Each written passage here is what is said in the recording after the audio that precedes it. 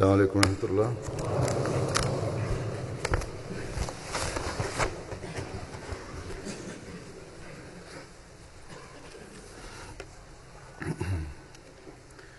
أشهد أن لا إله إلا الله وحده لا شريك له وأشهد أن محمدا عبده ورسوله أما بعد فأعوذ بالله من الشيطان الرجيم بسم الله الرحمن الرحيم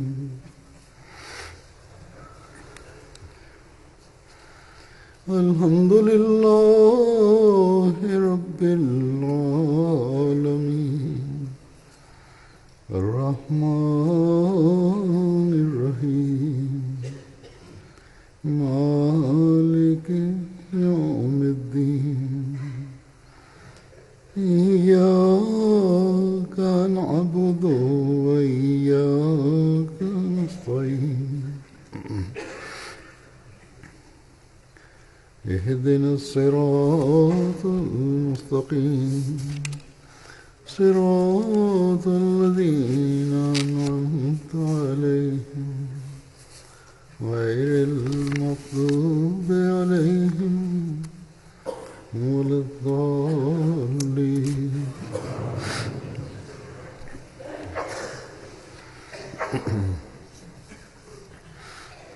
اللہ تعالیٰ کا بڑا فضل اور احسان ہے کہ جماعت احمدیہ برطانیہ کا جلسہ سالانہ گزشتہ ہفتے خیریت سے منعقد ہوا. جلسہ سالانہ کے تینوں دنوں میں ہم نے اللہ تعالیٰ کے فضلوں اور برکات کے نظارے دیکھے. بعض حالات اور موسم کی وجہ سے کچھ فکر بھی تھی، لیکن اللہ تعالیٰ نے محض اپنے فضل سے حالات کے بد اثرات سے محفوظ رکھا، اور ہر شامل ہونے والے نے محسوس کیا کہ اللہ تعالیٰ کی نصرت اور فضل ہر آن نازل ہو رہے تھے. بس اس بات پر ہم اللہ تعالیٰ کا جس قدر بھی شکر ادا کریں کم ہے، اور حقیقی شکر تبھی ادا ہو سکتا ہے جب ہم اللہ تعالیٰ کی رضا کو حاصل کرنے کے لیے ہر وقت کوشاں رہیں. یہ شکر گزاری کارکنوں کی طرف سے بھی ہونی چاہیے، تاکہ اس سے جہاں ہم اللہ تعالیٰ کی رضا حاصل کرنے والے ہوں، وہاں اس شکر گزاری کی وجہ سے اپنی صلاحیتوں میں بہتری پیدا کرنے والے بھی ہوں.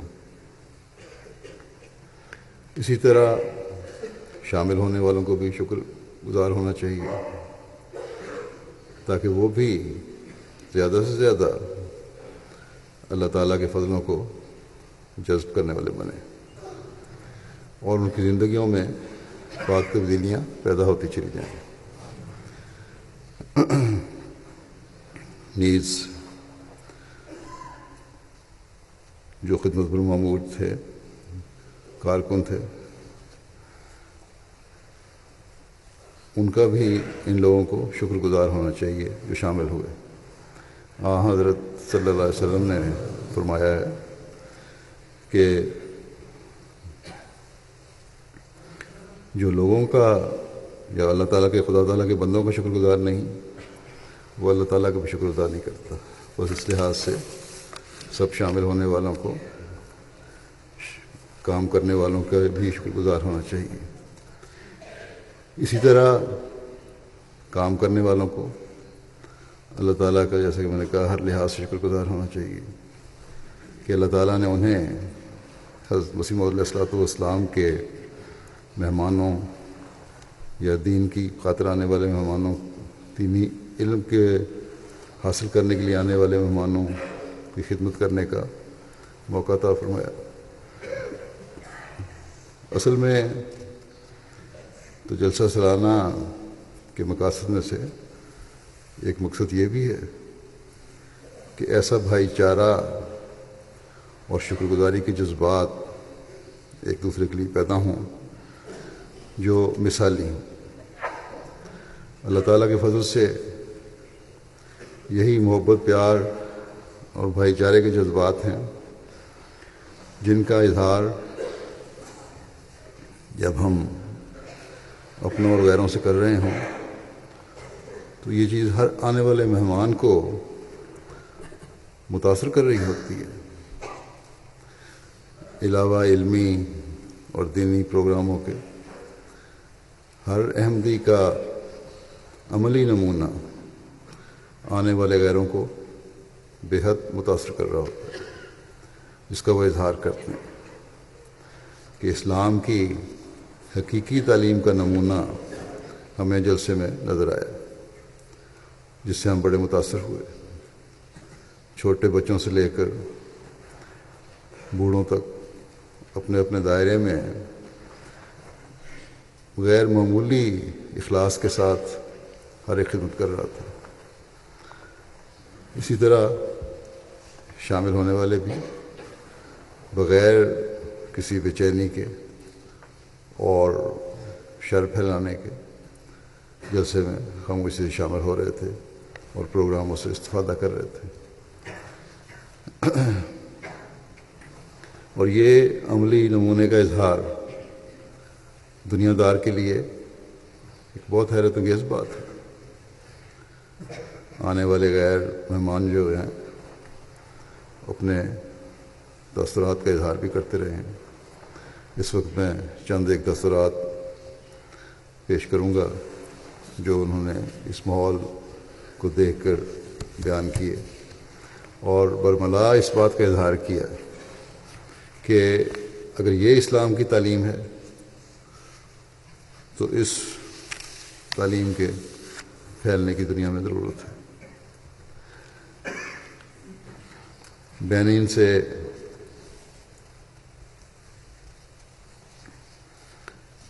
سابق وزیر خارجہ اور مشیر صدر مملکت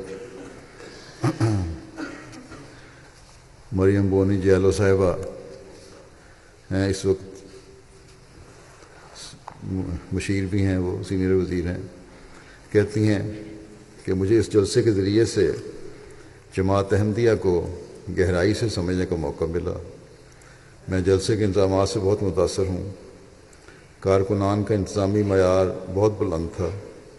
کارکنان کا اخلاص دیکھ کر میں حیران رہ گئی۔ میں نے انتظامی طور پر ہر طرح سے جائزہ لیا۔ بڑی تنقیدی نظر سے لوگ دیکھتے ہیں، کہتے ہیں، لیکن اتنے بڑے جلسے میں کوئی نقص نظر نہیں آیا۔ ہر شعبے کو تنقیدی نظر سے دیکھا، لیکن ہر شعبے میں انتظامات معیاری اور اعلیٰ تھے۔ پھر کہتی ہیں کہ جب میں کارکنان کی طرف دیکھتی تو محسوس کرتی کہ کیا چھوٹا اور کیا بڑا، بوڑھا، جوان، مرد، عورت، الغرض ہر طبقے کے لوگ دوسروں کو آرام پہنچانے کے لیے کوشاں تھے۔ ہر کوئی اپنا آرام بھلا کر دوسروں کو آسائش اور سہولت پہنچانے کے لیے تیار تھا۔ ان مسکراتے چہروں کو جو دوسرے مہمانوں کی خدمت میں خوشی محسوس کرتے، میں اپنی زندگی میں کبھی بھلا نہ پاؤں گی۔ کہتی ہیں، یہ حسین یادیں میری زندگی کا حصہ ہیں۔ میری خواہش ہے کہ یہ اقدار ہمارے ملک میں بھی قائم ہوں اور جماعت احمدیہ ایک سیکھنے کی اکیڈمی ہے جس میں ہر ملک کے نوجوان بھی تعلیم حاصل کریں۔ کہتی ہیں، اگر میں روحانی طور پر دیکھوں تو ہر طرف ایک بھائی چارے کا ماحول تھا جس سے روحانیت میں اضافہ ہوتا تھا۔ یہ ایسا ماحول تھا جس کا میں نے اپنی زندگی میں پہلی مرتبہ تجربہ کیا، اور شاید جو نئے آنے والے مہمان تھے انہوں نے پہلی دفعہ ایسا ماحول دیکھا ہو۔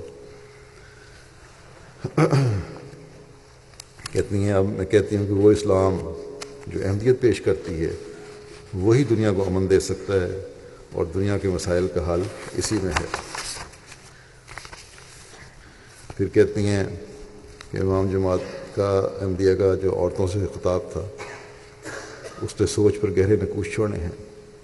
باقی مسلمان گروہوں کے نزدیک عورت کی حیثیت غلام سے زیادہ نہیں ہے، لیکن امام جماعت احمدیہ نے عورتوں کے خطاب میں عورتوں کو معلمہ قرار دیا ہے اور اس کے فرائض میں آنے والی نسلوں کی تربیت اور تعلیم کو شامل کیا ہے، جو دنیا کا مستقبل ہے۔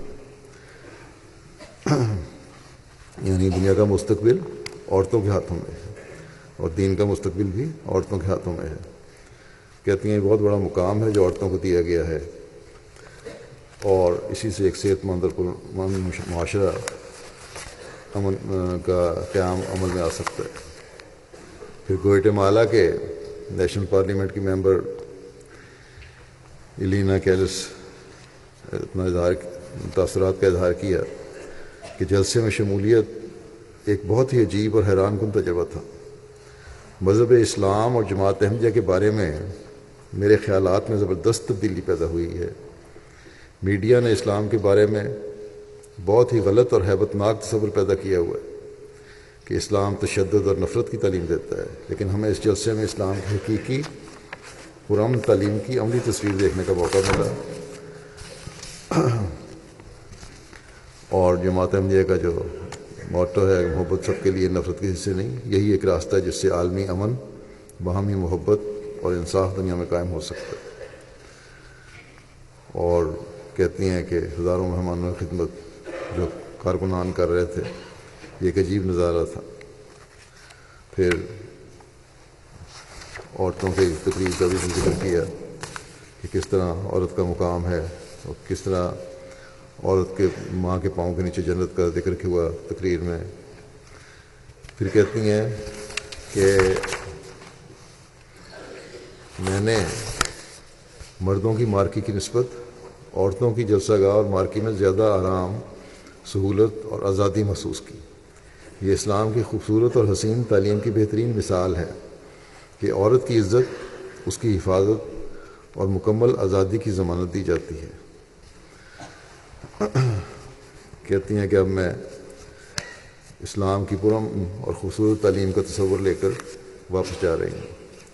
اسی طرح کوسٹاریکا کی نیشنل یونیورسٹی کے پروفیسر سریجیو مایا شامل ہوئے جلسے میں، کہتے ہیں کہ میں نے اس جلسے کے ذریعے اسلام کی نئی تصویر دیکھی، مسلمانوں کی ایک ایسی جماعت دیکھی جو باہمی محبت و الفت میں بے مثال ہے، جو اپنے ایمان کی عملی تصویر پیش کرتی ہے۔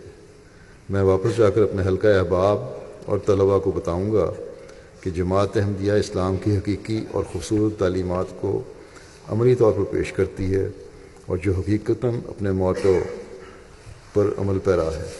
وہ یہ لوگ آنے والے ہمارے تبلیغ کا بھی ذریعہ بن جاتے ہیں۔ پھر کوسٹاریکا کی ممبر پارلیمنٹ کے مشیر ڈگلس مونٹیروسو صاحب کہتے ہیں کہ میں نے جلسہ سالانہ میں امام جماعت احمدیہ کے خطابات بڑے غور اور توجہ سے سنے۔ ان کی اس نصیحت سے بہت متاثر کیا، اس نصیحت نے مجھے بہت متاثر کیا کہ اپنے دشمنوں کو معاف کرنے اور ان کے لیے دعا کرنے سے دل کینہ اور بغض سے پاک ہو جاتا ہے، اور یہ وہ تعلیم ہے جو حضرت مسیح علیہ الصلوۃ والسلام نے ہمیں دی، اور کہتے ہیں کہ یہی چیز ہے جو دنیا میں امن کا قیام کا ذریعہ ہو سکتی ہے۔ اور ان تقاریر سے مجھے روحانی اور عملی طور پر بہت فائدہ پہنچا ہے، اور اسلام کی حقیقی تعلیمات اور ان کی عملی تصویر اس جلسے میں دیکھنے کو ملی۔ ہیٹی کے صدر مملکت کے نمائندہ جوزف پریرے کہتے ہیں کہ جلسہ میں شامل ہونے سے پہلے میرے دل میں کئی تحفظات تھے کہ پتہ نہیں کس قسم کے مسلمان ہیں اور وہاں جا کر میرا کیا بنے گا، لیکن جلسے میں شامل ہونے کے بعد میرے ہر قسم کے شکوک و شبہات دور ہو گئے ہیں۔ ہر ایک سادگی اور بردباری کا مظاہرہ کر رہا تھا، ہر طرف بھائی چارے کی فضا تھی۔ پھر کہتے ہیں میں کوئی مذہبی آدمی نہیں ہوں، لیکن اس جلسے میں شامل ہونے اور امام جماعت احمدیہ کے ساتھ ملنے کے بعد میرا دل کہہ رہا ہے کہ اگر کوئی سچا مذہب ہے تو وہ اسلام اور احمدیت ہے۔ پھر برکینا فاسو میں ایک انسانی حقوق کمیشن کے صدر ہیں روکومے صاحب، وہ جلسے میں شامل ہوئے تھے. وہ کہتے ہیں کہ جب مجھے جلسہ سالانہ میں شمولیت کی دعوت دی گئی تو مجھے بہت حیرت ہوئی کہ میں نہ تو جماعت کا ممبر ہوں نہ ہی مسلمان ہوں، لیکن پھر بھی مجھے ایک مسلمانوں کے اجتماع میں دعوت دی جا رہی ہے. جلسے میں شامل ہو کر میں نے دیکھا کہ جماعت تو بلا تمیز رنگ و نسل اپنی محبت کے بازو سب کے لیے پھیلائے ہوئے ہے اور ہر ایک سے پیار و محبت کا سلوک کرتی ہے، سب کو ایک ہی طرح کی عزت و احترام دیتی ہے اور سب کا خیال رکھتی ہے. کہتے ہیں کہ میں نے بہت سے مذہبی رہنماؤں کی تقاریر سنی ہیں، جب وہ بات کرتے ہیں تو اس طرح کے گویا وہ وہی حق پر ہیں اور وہ لوگوں کے جذبات سے کھیلتے ہیں، لیکن میں نے امام جماعت کی احمدیہ کی تقاریر غور سے سنی اور ساری تقاریر کا مرکزی خیال یہی تھا کہ دنیا میں امن کا قیام ہو. اور یہی تعلیم ہے کہتے ہیں جس کی وجہ سے دنیا میں امن قائم ہو سکتا ہے اور ہم دہشت گردی اور ناانصافی کو شکست دے سکتے ہیں. اسی طرح کروشین وفد میں ایک خاتون کیٹرینا سائلک صاحبہ شامل تھیں. کہتے ہیں کہ میں پہلے چرچ میں نان تھی، اب حق کی تلاش میں ہیں. آگے کہتی ہیں جلسہ کے ماحول نے اور یہاں پر لگائی گئی نمائشوں اور جماعت کے بارے میں دیگر معلومات نے میرے ذہن کو بہت جلا بخشا ہے. مجھے لگتا ہے کہ شاید جلدی اب تلاش حق کا سفر اپنی منزل کو پا لے گا. کہتی ہیں کہ امام جماعت احمدیہ کے خطابات نے میرے ذہن پر بڑا گہرا اثر چھوڑا ہے. اب میں نے تمام امور کا بہت گہرائی سے جائزہ لینا شروع کر دیا. کروشیا کے وفد میں انٹرنیشنل بزنس مینجمنٹ کے ایک طالب علم شامل تھے. کہتے ہیں کہ جلسے کے انتظامات محبت اور خلوص سے بہت متاثر ہوئے. وہ کہتے ہیں کہ جلسے کے دوران چھوٹے بچے جس محبت اور اخلاص کے ساتھ پانی پلانے کی ڈیوٹی دے رہے تھے، یا خراب موسم میں پارکنگ اور ٹریفک کو کنٹرول کیا جا رہا تھا، اور صفائی کے معیار کو قائم رکھنے کے لیے جو کاوشیں کی جا رہی تھیں، ان سب امور نے ان پر بہت گہرے نقوش چھوڑے ہیں. اور کہتے ہیں کہ وہ پہلی بار احمدیہ جلسے میں شامل ہوئے ہیں، لیکن اس کی یادگاریں وہ ساری عمر یاد رکھیں گے. ان سے رابطہ جماعت کو وہاں مستقل رکھنا چاہیے. کروشیا سے ایک جوڑا آیا تھا گزشتہ سال، بڑی عمر کے ہیں، مسلمان تھے وہ، اور اس سال بھی جو شامل ہوئے.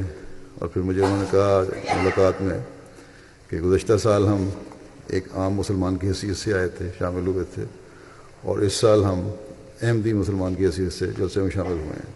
تو جلسے میں اللہ تعالیٰ کا بڑا فضل ہوتا ہے، بیعتیں بھی ہوتی ہیں.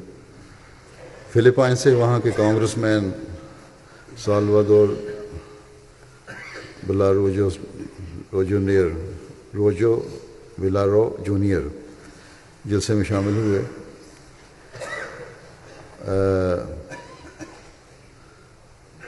وہاں کے کانگریس میں اعلیٰ حیثیت رکھتے ہیں. کہتے ہیں کہ میرے لیے ایک آنکھیں کھول دینے والا تجربہ تھا جس سے مجھے بہت کچھ سیکھنے کا موقع ملا. میرے لیے سب سے زیادہ خوش کن چیز یہ تھی کہ جماعت کے افراد آپس میں انتہائی محبت اور خوش اخلاقی سے ملتے ہیں اور ایک دوسرے کی حد الوسع مدد کرنے کی کوشش کرتے ہیں. بس یہ جو غیروں پہ اثر ہوتا ہے ہماری جماعت کا، اس کو عام حالات میں بھی قائم رکھنے کی کوشش کرنی چاہیے ہر ایک. کوئی بہت بڑی ذمہ داری ہے ہر احمدی کی کہ صرف چند دنوں کے لیے دکھاوا نہ ہو، بلکہ ہمیشہ کے لیے یہ اثر قائم کرنے والا ہو. کہتے ہیں کہ اس تجربے نے میری اسلام کے بارے میں معلومات میں بہت اضافہ کیا اور مجھے اسلام کی ایک ایسی خوبصورت تعلیم سے متعارف کرایا جس کا مجھے پہلے علم نہیں تھا.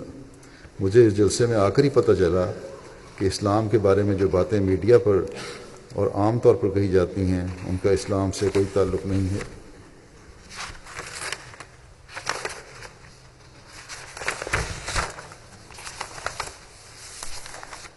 پھر آئرلینڈ سے ایک مہمان ڈیرن ہالٹ کوونٹری جو کہ نیشنل ڈائیورسٹی پولیس آفس کے سربراہ ہیں،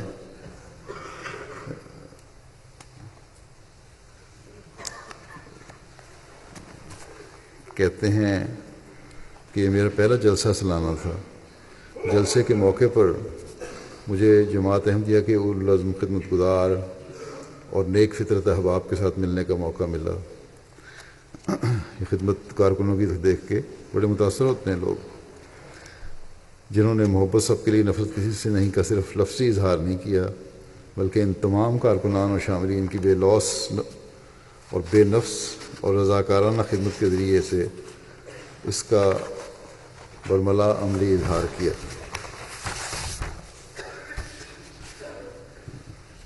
کہتے ہیں کہ میں آپ لوگوں کا ممنون ہوں کہ آپ نے مجھے اس عظیم موقع عطا فرمایا اور مجھے اسلام کے بارے میں غور و خوض کرنے اور جلسہ سالانہ کے پروگراموں سے لطف اندوز ہونے کا موقع ملا۔ پھر کہتے ہیں جو عام جماعت احمدیہ کے خطاب سے پہلے نظم پڑھی گئی تھی، اس کا مجھ پر بہت گہرا اثر ہوا۔ پھر ہالینڈ سے ایک مہمان مسٹر آرنور وان ڈورم نے لکھا کہ جلسہ سالانہ کا ماحول بہت دوستانہ تھا۔ اس زبردست تقریب سے میں نے بہت کچھ سیکھا۔ اس پر میں نے لوگوں کے ساتھ یادگار ملاقاتیں کی ہیں۔ فضا میں ایک مثبت پیغام کی خوشبو تھی۔ نوجوانوں کی بھرپور شرکت اور بے لوث خدمت نے مجھے خاص طور پر متاثر کیا۔ نوجوانوں کا کام کرنا دیکھ کر مجھے ایک نئی امید پیدا ہوئی۔ میں نے بے شمار مسلم اور غیر مسلم تقاریب میں شرکت کی ہے، لیکن نوجوانوں کی اس طرح کی بھرپور شرکت میرا پہلا تجربہ ہے۔ پھر یو کے کی کوئنز کونسل کے ایک سینئر بیرسٹر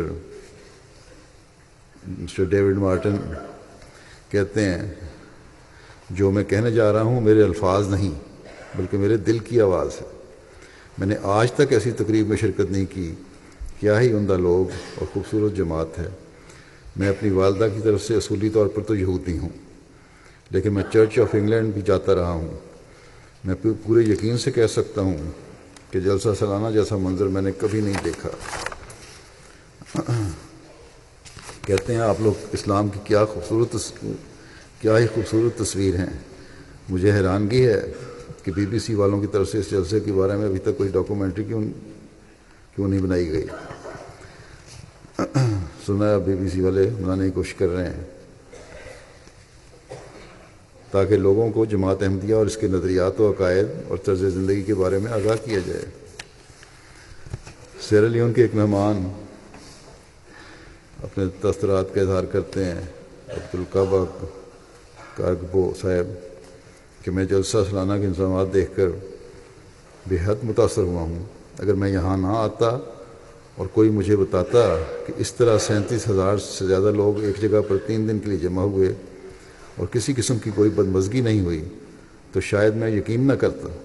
لیکن یہ سب کچھ خود اپنی آنکھوں سے دیکھ کر بہت حیران ہوا ہوں کہ میں نے کسی کو شکایت کرتے نہیں دیکھا، اور سارے لوگ بہت عاجزی اور انکساری کے ساتھ خدمت کر رہے ہیں۔ بس غیر جو ہمارے کارکنان ہیں، رضاکار ہیں، ان سے بڑے متاثر ہوتے ہیں، اور یہ خاموش تبلیغ ہے جو ہر کارکن کر رہا ہوتا ہے، بچہ، بوڑھا، عورت، مرد، جوان۔ یہ چند تاثرات تھے غیروں کے، بعض مسلمان بھی شامل ہوئے جو اپنی حکومتوں کے لیڈر تھے، ان کی نمائندگی بھی کر رہے تھے۔ ان کے 1-2 تاثرات پیش کرتا ہوں۔ الحاج محمد سلیم باز صاحب ہیں، وائس پریزیڈنٹ نیشنل اسمبلی گنی کناکری کے، ڈپٹی اسپیکر کہہ لیں۔ یہ کہتے ہیں، جلسے کے انتظامات اور ڈسپلن کو دیکھ کر ہم بہت متاثر ہوئے۔ باوجود ڈھونڈنے کے کسی بھی شعبے میں کوئی کمی نظر نہیں آئی۔ بڑے پیمانے پر انتظامات اور شاملین کی کثیر تعداد کے باوجود کسی قسم کی بد انتظامی نہیں تھی، کوئی لڑائی جھگڑا نہیں تھا۔ کہتے ہیں کہ مجھے حج کرنے کا بھی موقع ملا ہے اور بہت سے اسلامی ممالک کے مذہبی پروگراموں میں شامل ہو چکا ہوں، لیکن اتنے عمدہ اور قابل تعریف انتظامات میں نے کہیں نہیں دیکھے، اور یہی اسلام کی حقیقی روح ہے جو ہمیں یہاں دیکھنے کو ملی۔ پھر کہتے ہیں کہ چھوٹے چھوٹے بچوں کی تربیت بھی غیر معمولی ہے۔ بچے پوچھتے ہیں کہ کسی چیز کی ضرورت ہے، پھر ہم جو چاہتے ہیں ہمیں مہیا کر دیتے ہیں، اور مسکراتے چہروں کے ساتھ ملتے ہیں۔ صرف ایک بار نہیں بلکہ بار بار ہم سے پوچھتے ہیں۔ یہاں مختلف ممالک سے لوگ آئے تھے، ہر ایک دوسرے کے ساتھ ایسے مل رہا تھا جیسے آپس میں بھائی اور ایک دوسرے کے عزیز ہیں۔ آپ لوگ اپنے کام میں سب سے آگے ہیں اور آپ ہی صحیح راستے پر ہیں. مجھے یقین ہے، کہتے ہیں مجھے یقین ہے کہ آپ لوگوں کے پیچھے خدا تعالیٰ کا ہاتھ ہے. لیکن بعض لوگ شامل نہیں ہوتے اس لیے کہ کچھ دنیاوی وجوہات ان کو ماننے ہو جاتی ہیں. کہتے ہیں کہ ہم انشاءاللہ اپنے ملک واپس جا کر حکومت کو اس طرح ضرور توجہ دلائیں گے کہ ہر معاملے میں مدد کرے، وہ جماعت کی ہر معاملے میں مدد کرے، تاکہ آپ کی جماعت ہمارے ملک میں بھی صحیح اسلامی تعلیمات کی طرف ہماری رہنمائی کر سکے. پھر گنی کناکری کے حسن کیٹا صاحب ہیں جو نیشنل ڈائریکٹر پولیس کے ہیں، کہتے ہیں میرا شعبہ پولیس سے وابستہ ہے، اس لیے میں نے سیکیورٹی کے حوالے سے خاص جائزہ لیا. سیکیورٹی کا زبردست انتظام تھا جس میں مجھے کوئی سکون نظر نہیں آیا.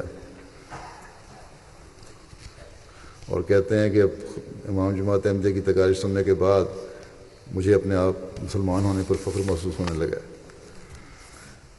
پھر سیرا لیون کے ایک ممبر آف پارلیمنٹ علی کلاکو صاحب کہتے ہیں کہ احمدیت ہی اسلام کی حقیقی تصویر ہے. احمدی مسلمان امن کے فروغ کے لیے جو کوششیں کر رہے ہیں وہ قابل قدر ہیں. آج کل اسلام کا نام ہر طرف دہشت گردی کے ساتھ منسوب کیا جاتا ہے، لیکن احمدی اس تاثر کو غلط ثابت کر رہے ہیں. جلسے کے انتظامات بہت عمدہ تھے، چھوٹے چھوٹے بچے بھی لوگوں کی خدمت میں معمور تھے. یہ نظارہ روح پرور تھا، اور میرے خیال میں جماعت احمدیہ کی سچائی ثابت کرنے کے لیے یہ نظارہ ہی کافی ہے. پھر ترکمانستان کے ایک دوست عبدالرشید صاحب شامل ہوئے. کہتے ہیں کہ میں نے تقریباً 2 سال پہلے اپنے ایک دوست سے اس جماعت کے بارے میں سنا تھا جس کا نعرہ محبت سب کے لیے نفس کے حصے نہیں ہے. کہتے ہیں میں جس دن سے لندن آیا ہوں پیار اور محبت سے گھرا ہوا ہوں، جیسے کہ اپنے حقیقی والدین اور اہل خانہ کے درمیان ہوں. جن باتوں نے مجھے بہت متاثر کیا اور میرے دل پر گہرا اثر چھوڑا ہے ان میں سے ایک تو یہ ہے کہ جس دن ہم لوگ ترکمانستان سے لندن پہنچے تو ہمیں ایئرپورٹ سے ہوٹل لے جایا گیا. جب ہم وہاں پہنچے تو ڈیوٹی پر متعین احمدی لڑکوں نے سلام کرنے کے بعد فوری یہ کہا کہ آپ لوگ سفر کر کے آئے ہیں، آپ کو بھوک لگی ہوگی، اس لیے آپ پہلے کھانا کھا لیں پھر آرام کریں. یہ بات سن کر مجھے رسول کریم صلی اللہ علیہ وسلم کی وہ حدیث یاد آ گئی جب ایک دفعہ آپ نے ایک مجلس میں ایک مہمان آیا تھا، اس کے بارے میں ایک صحابی کو کہا تھا کہ اسے کون لے کے جائے گا اس کو، اور پھر وہ پوری لمبی انہوں نے حدیث سنائی تھی مہمان نوازی کے بارے میں. بہرحال پھر وہ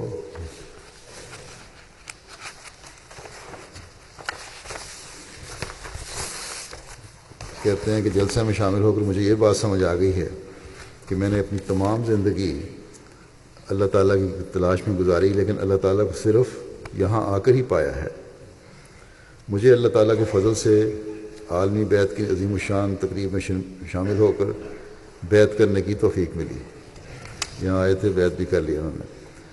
کہتے ہیں اور بڑے جذباتی ہو رہے تھے جب مجھ سے باتیں کر رہے تھے.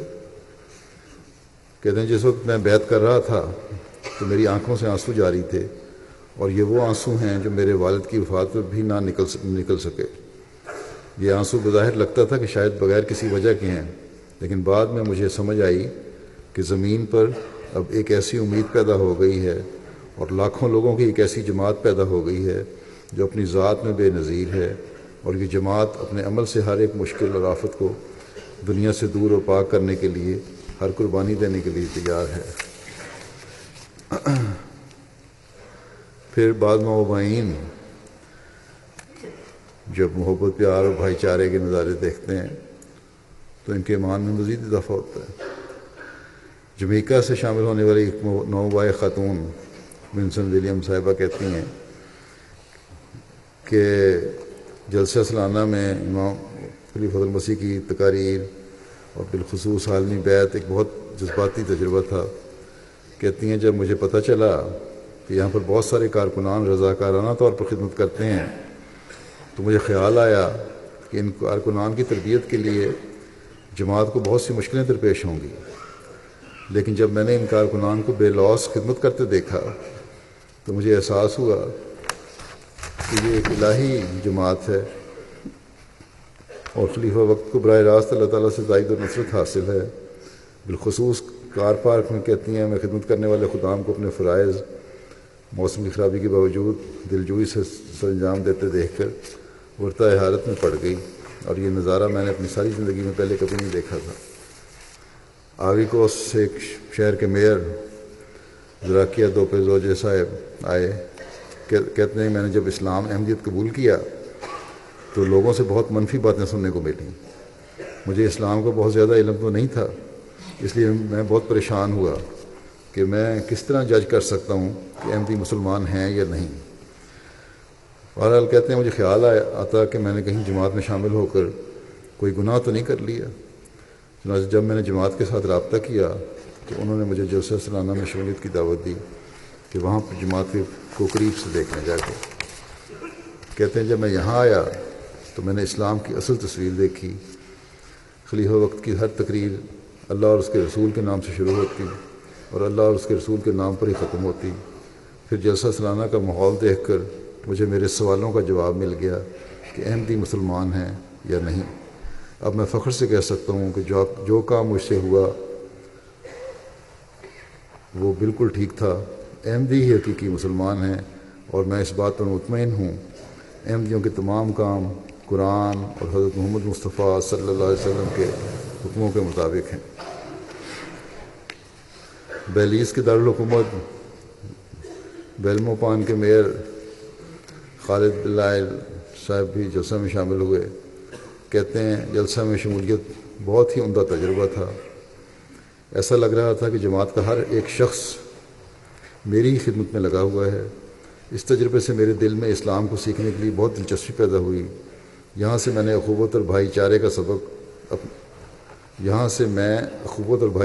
سبق اپنے ملک واپس لے کر جا رہا ہوں۔ یہ ایک ایسی چیز ہے جو مجھے بار بار ہر مختلف مقام پر نظر آتی ہے۔ کاش میں اس کو اپنی بوتل میں بند کر کے اپنے ساتھ بیلیز لے جا سکتا تاکہ اپنے ہم وطنوں کے ساتھ بانٹتا۔ پھر کہتے ہیں کہ جلسے کے انتظامات بہت ہی اعلیٰ پیمانے کے تھے۔ جس طرح مجھے یہاں ویلکم کیا گیا ہے اسے ہمیشہ یاد رکھوں گا۔ میں آپ لوگوں کا ہمیشہ ممنون رہوں گا کہ آپ نے مجھے یہاں آنے کی دعوت دی۔ پھر کہنے لگے کہ ایک دن میں مہمانوں کی مارکی میں اکیلا تھا تو چند خدام میرے پاس آ گئے۔ مجھے معلوم تھا کہ یہ لوگ صرف اس لیے میرے پاس آئے ہیں کہ میں باہر سے آیا ہوں اور شاید میں اکیلا محسوس کر رہا ہوں گا۔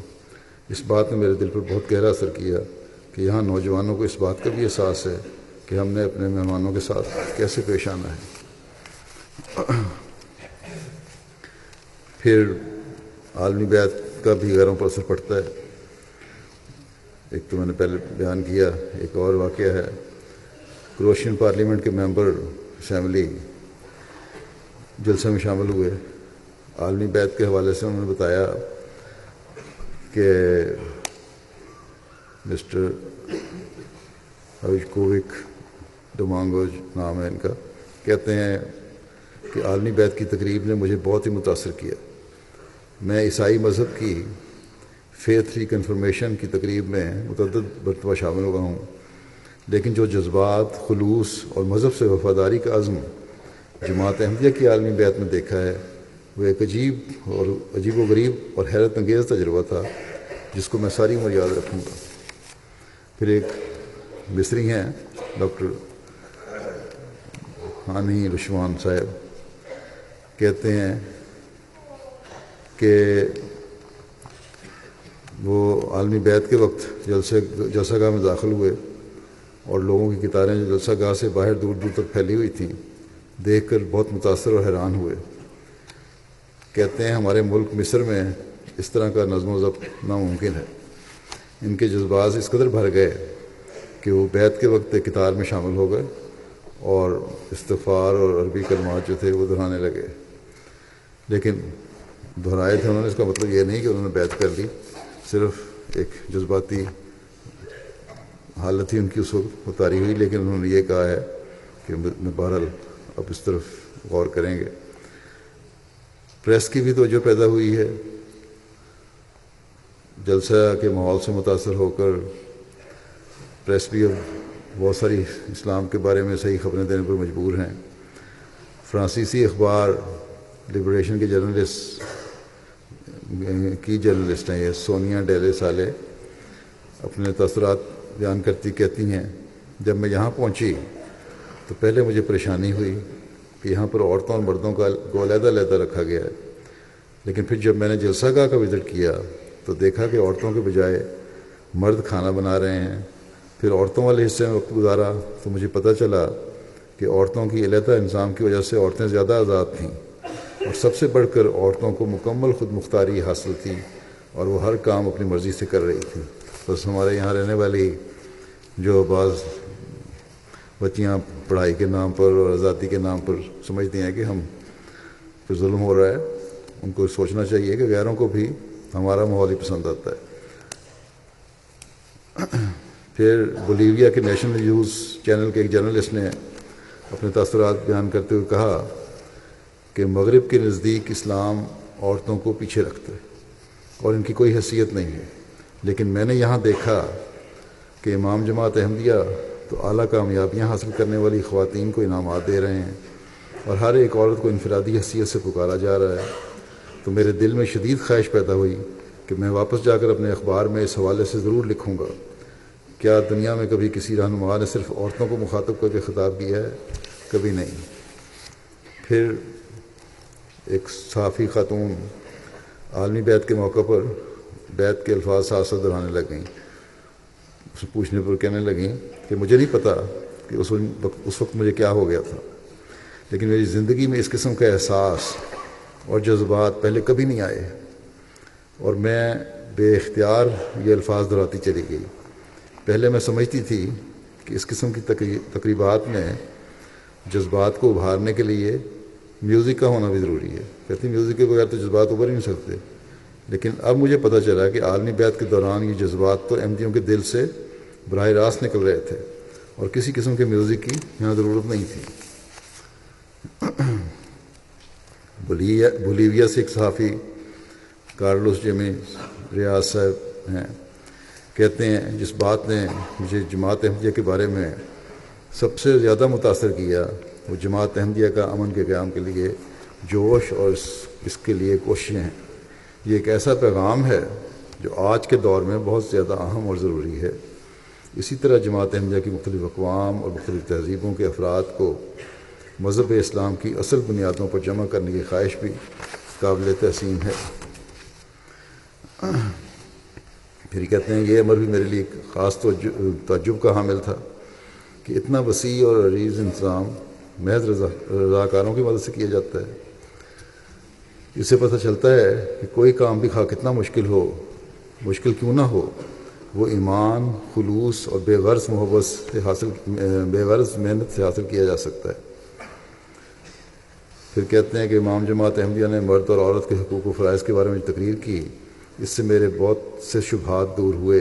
اس خطاب سے مرد و عورت کے بارے میں اسلامی تعلیم کی حکمت مجھ پر مزید واضح ہوئی. پھر کہتے ہیں احمدی خواتین کی اعلیٰ کامیابیاں بھی خوش کن عمر تھا. اس سے ثابت ہوتا ہے کہ مرد اور عورت دونوں کے لیے لازم ہے کہ وہ دنیا کے امن کے لیے کوشش کریں، پہلے خاندان کی سطح پر، پھر کمیونٹی کی سطح پر، اور پھر ملک اور تمام دنیا کی سطح پر. اور پھر کہتے ہیں اختتامی خطاب جو تھا آپ کا وہ جس طرح جماعت احمدیہ کے لیے ضروری ہے اسی طرح باقی دنیا اور باقی اقوام کے لیے ضروری ہے. بہرحال جلسے کے ماحول اور ڈیوٹی دینے والوں کا ایک اثر ہے جو ہر انصاف پسند کو متاثر کرتا ہے. اللہ تعالیٰ تمام ڈیوٹی دینے والوں کو جزا دے اور شامل ہونے والوں کو بھی جو اسلام کی اس خاموش عملی تبلیغ کا حصہ بنتے ہیں. ہمیں خاص طور پر ان ہزاروں کارکنان کو اور کارکنات کو، لڑکوں، لڑکیوں، مردوں، عورتوں کو اپنی دعاؤں میں یاد رکھنا چاہیے. اس دفعہ بارش کی وجہ سے بعض انتظامات میں کمی بھی ہوئی، یا ویسے بھی کمی ہو جاتی ہے. لیکن اس کے باوجود کارکنوں نے بڑی حکمت سے اور محنت سے اس کمی کو زیادہ محسوس نہیں ہونے دیا. پانی کی سپلائی بھی بعض وقت میں رک گئی، لیکن عمومی طور پر انتظام بہتر رہا. اکثر لوگوں نے تو اپنے تاثرات جو لکھے ہیں مجھے جلسے میں شامل ہونے والے احمدیوں نے، وہ اچھے ہی ہیں، لیکن بعض کے منفی تاثرات بھی ہیں. لیکن بہرحال اتنے بڑے، جیسا کہ میں نے کہا، عارضی انتظام میں تھوڑی بہت کمیاں رہ جاتی ہیں، لیکن تمام کام کرنے والے رضاکار، لڑکے لڑکیاں بچے، بہرحال ہمارے شکریہ کے مستحق ہیں.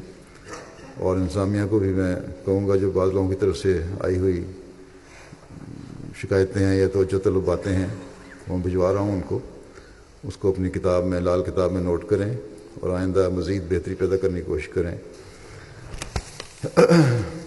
اسی طرح پریس نے بھی بڑی اچھی کوریج دی ہے. میڈیا کے ذریعے سے جلسہ سالانہ کے حوالے سے 358 خبریں نشر ہوئی ہیں، اور ان میں اب مزید اضافہ ہو رہا ہے. آن لائن میڈیا کے ذریعے 36 ملین افراد تک پیغام پہنچا. ٹی وی اور ریڈیو پر نشر ہونے والی خبروں کے ذریعے 31 ملین سے زائد، اور پرنٹ میڈیا کے ذریعے 2 ملین لوگوں تک پیغام پہنچا. اس کے علاوہ سوشل میڈیا کے ذریعے 58 ملین سے زائد افراد تک پیغام پہنچا. ایم ٹی اے کی جو لائیو اسٹریمنگ تھی، آخری دن جو میری تقریر تھی، وہی اس پہ لائیو اسٹریمنگ پہ تقریباً 2.5 لاکھ لوگوں نے سنی. اسی طرح ایک محتاط اندازے کے مطابق تمام ذرائع سے 128 ملین سے زائد لوگوں تک پیغام پہنچا. اور جن مشہور میڈیا آؤٹلیٹس نے جلسے کے حوالے سے کوریج کی ہے، ان میں B B C T V, B B C radio, I T V, Independent اخبار ہے، دی ٹائمز اخبار ہے، سنڈے ایکسپریس ہے، لنڈن ایوننگ اسٹینڈرڈ ہے، نیو یارک ٹائمز ہے، اور فیس بک لائیو ہے، ایک ایسوسیٹڈ پریس اور Press Association, special news agency E F E, Indian news agency P T I, French news agency Liberation اور یونیلیٹ. بہرحال اس نے وسیع پیمانے پر جو یہ سارا جماعت احمدیہ کا پیغام اور اسلام کا حقیقی پیغام پہنچا، اس پریس کے ذریعے سے ہمیں اس بات پر بھی اللہ تعالیٰ کا شکر گزار ہونا چاہیے. افریقہ میں بھی جلسہ سالانہ کی کوریج ہوئی. افریقہ میں ایم ٹی افریقہ کے علاوہ 10 چینلز پر جلسہ سالانہ کی نشریات دکھائی گئیں، جن پر 150 سے زائد گھنٹوں پر مشتمل کوریج کی گئی مختلف ممالک میں. ان چینلز کے ذریعے سے بھی تقریباً 60 ملین سے زائد افراد تک جلسہ سالانہ کی کارروائی پہنچی. ان 10 چینلز نے عالمی بیعت اور میرے تمام خطابات جو تھے، تقریریں تھیں، ان کو براہ راست نشر کیا. Sierra Leone national T V نے مسلسل 100 گھنٹوں پر مشتمل تینوں دن جلسہ سالانہ کی کارروائی نشر کی، جبکہ بو اور کینیما ٹی وی نے جلسہ سالانہ کی کارروائی مکمل طور پر نشر کرنے کے لیے اپنی ملکی نشریات بند کر دیں. اسی طرح سارے ملک میں 3 دن جلسہ کی کارروائی دیکھی اور سنی گئی. گیمبیا میں پہلی دفعہ نیشنل ٹیلی ویژن نے جلسے کی سالانہ تقاریر اور دیگر پروگراموں کو دکھایا. جلسہ سالانہ کے براہ راست نشریات کے علاوہ بی بی سی یوگنڈا نے جلسہ سالانہ کی سواحیلی زبان میں خبر نشر کی، اور یہ بھی کافی دیکھا جاتا ہے، اس علاقے میں تقریباً 20 ملین لوگ دیکھتے ہیں. گانا نیشنل ٹیلی ویژن اور ریڈیو اور نیوز سٹوریز کے ذریعے تقریباً 5 ملین افراد تک خبر پہنچی. اخباروں اور ٹیلی ویژن چینل کے ذریعے سے تمام افریقن میڈیا کو ملا کر جلسہ سالانہ یو کے کی خبریں تقریباً 35 ملین افراد تک پہنچی. یہ سب اللہ تعالیٰ کا فضل ہے. ہماری کوششیں اس میں بہت معمولی ہوتی ہیں، اور اس لحاظ سے جو بھی معمولی کوششیں ہیں اس کے لیے میں پریس اور میڈیا سیکشن جو ہے ہمارا، اس کا بھی شکریہ ادا کروں گا. اور دوسرے ملکوں میں جو پریس اور میڈیا سیکشن ہیں، انہوں نے بھی کام کیا ہے. اللہ تعالیٰ ہم سب کو جزا دے. بہت وسیع پیمانے پر یہ خبریں پھر تبلیغ کا موجب بنتی ہیں، جماعت کا تعارف ہوتا ہے. اللہ تعالیٰ کرے کہ ہم اپنی ذمہ داریوں کو ہمیشہ ادا کرنے والے ہوں اور اللہ تعالیٰ کے فضلوں کو جذب کرنے کے لیے ہمیشہ دین کو دنیا پر مقدم رکھتے ہوئے اپنے فرائض ادا کرنے والے ہوں۔ اسی طرح ایک چیز رہ گئی تھی، وہ بھی میں بیان کر دوں۔ اس سال بھی گزشتہ سال کی طرح کینیڈا سے خدام آئے تھے جنہوں نے وقار عمل کر کے وائنڈ اپ میں حصہ لیا، اور اس دفعہ ایک جہاز چارٹر کرا کر آئے تھے 300 سے اوپر، 350 کے قریب۔ بڑا اچھا کام کیا انہوں نے، 4-5 دن سے کام کر رہے تھے، کل تک کرتے رہے ہیں، جلسے کے اختتام سے لے کے کل تک، اور اللہ کے فضل سے کافی کام سمیٹا گیا ہے۔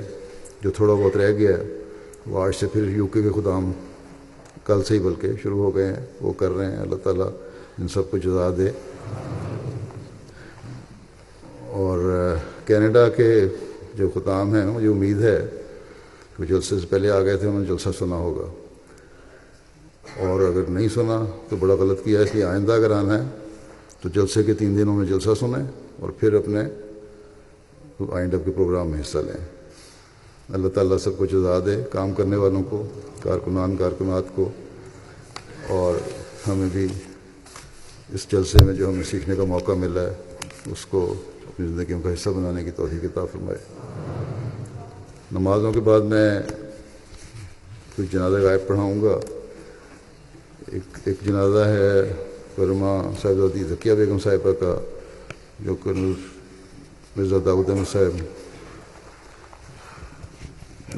کی اہلیہ تھیں، اور حضرت نواب امت الحفیظ بیگم صاحبہ اور نواب عبداللہ خان صاحب کی بیٹی۔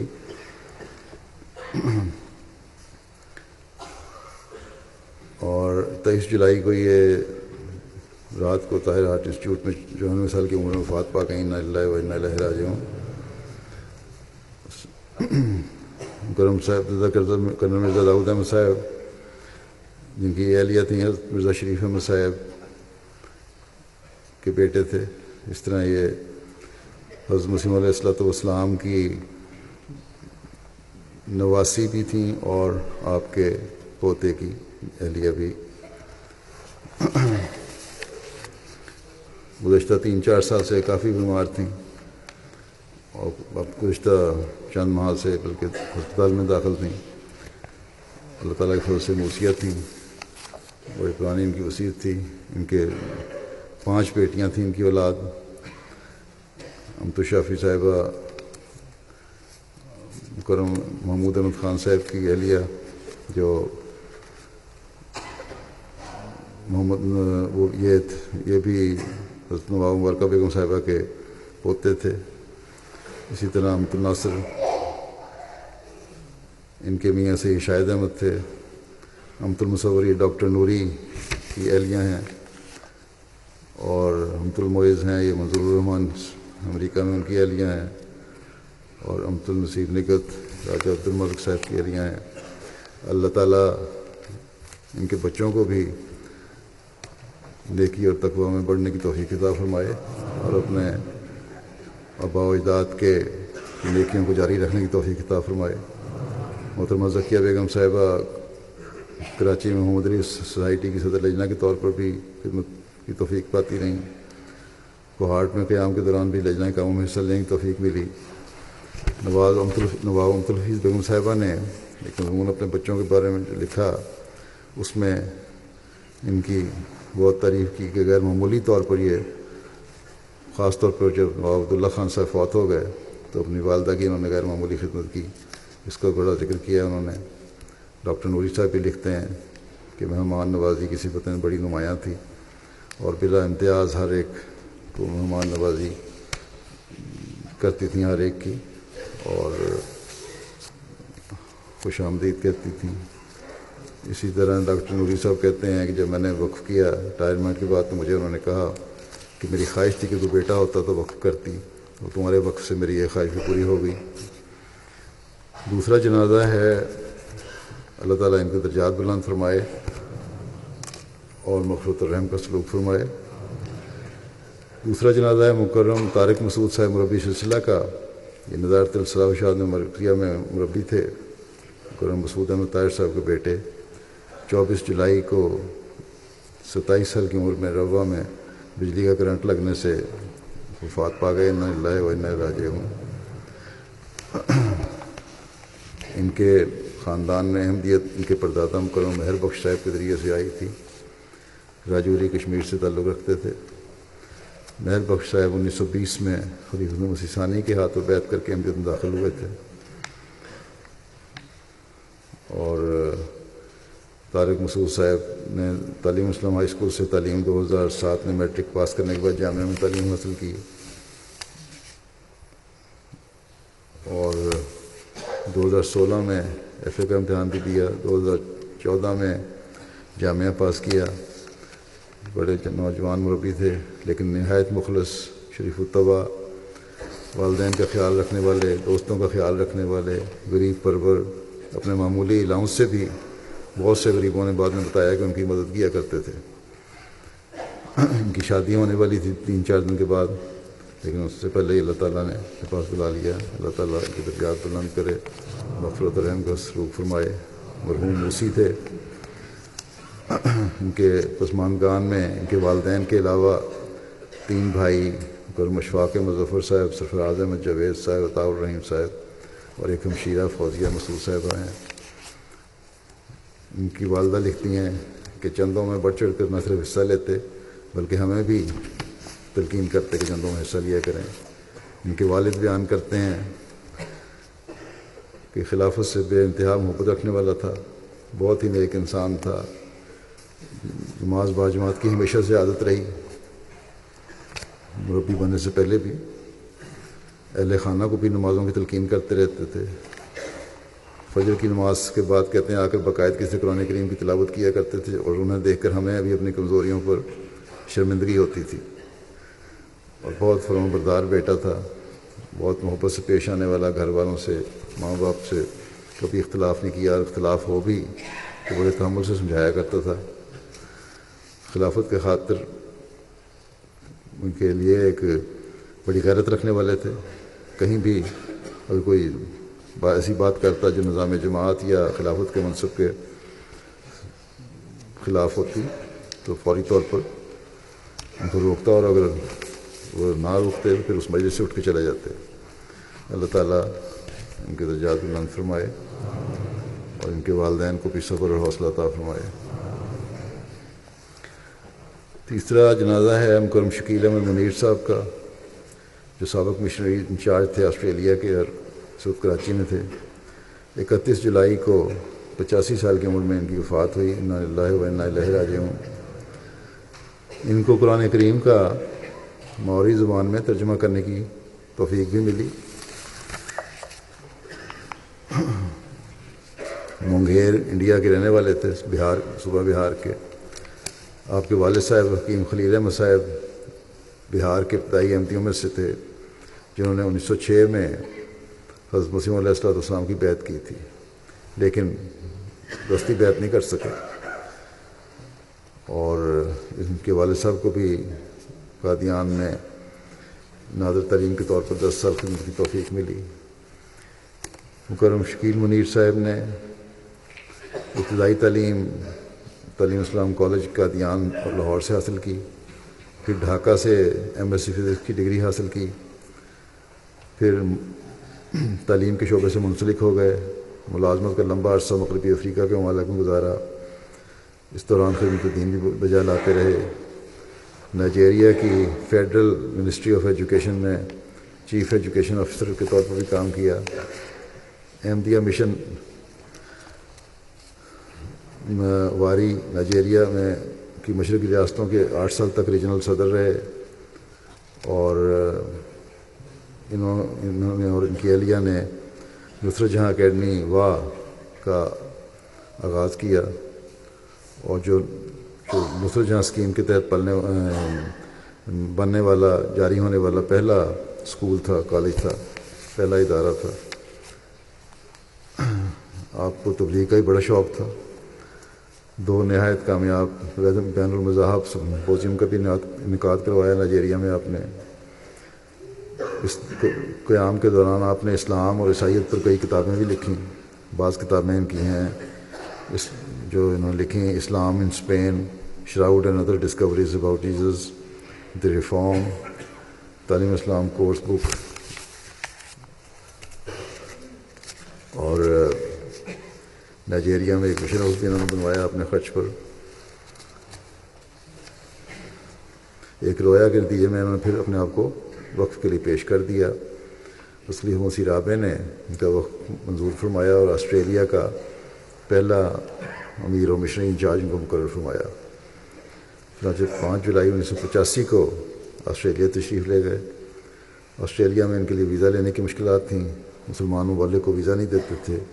بہرحال وہاں ڈاکٹر اعجاز الحق صاحب کی کوششوں سے یہ ویزا بھی ان کو مل گیا اور انہوں نے کام شروع کیا.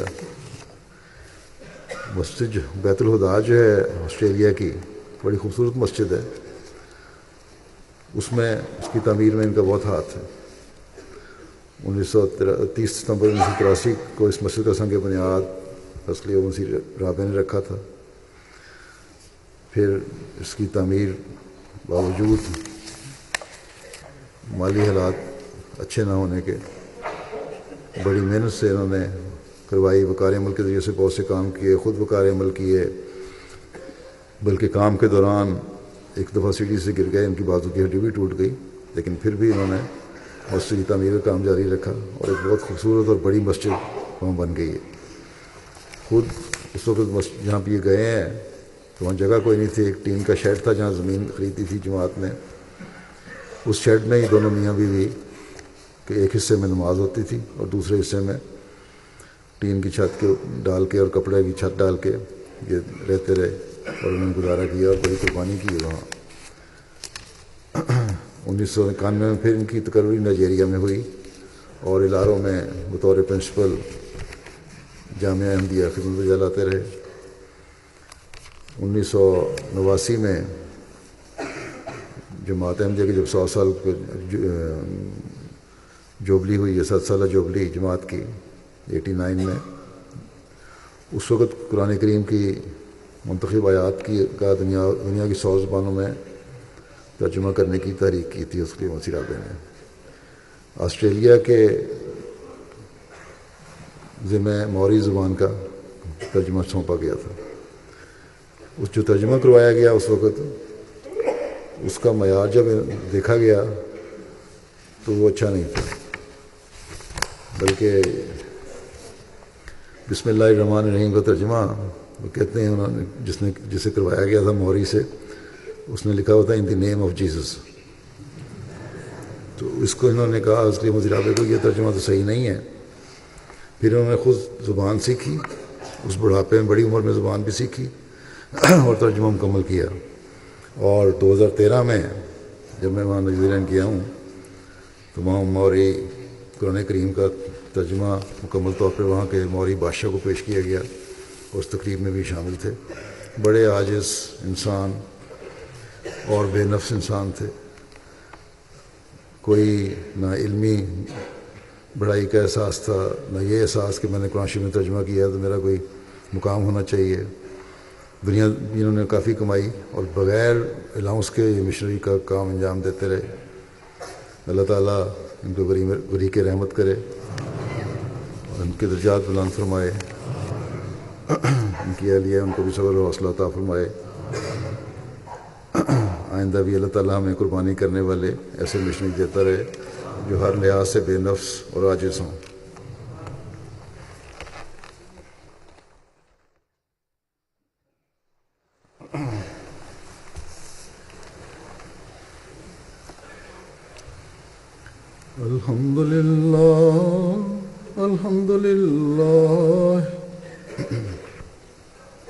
الحمد لله نحمده ونستعينه ونستغفره ونؤمن به ونتوكل عليه ونعوذ بالله من شرور أنفسنا ومن سيئات أعمالنا.